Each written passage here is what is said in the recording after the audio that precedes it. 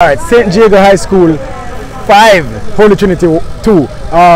Introduce yourself for the people and tell them where you're from.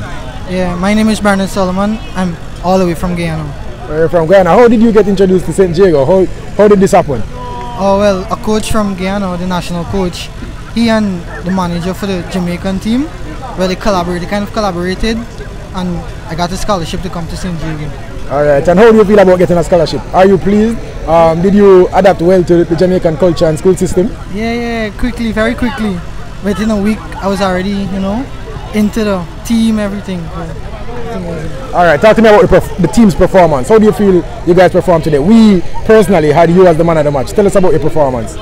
Oh well, the performance from the first half was really good. The second half, like 10 minutes into the game, it was also good. But we got a little carried away, but we'll fix that in the next game. Alright, what can we expect from St. Jago for the rest of the season? Do you guys look to go all the way or just want to put in a respectable performance? Oh, we look to go all the way into second round. We carry our A game, the next game, and the others, and hopefully we go far in the tournament. Alright, do you guys think you can win this one?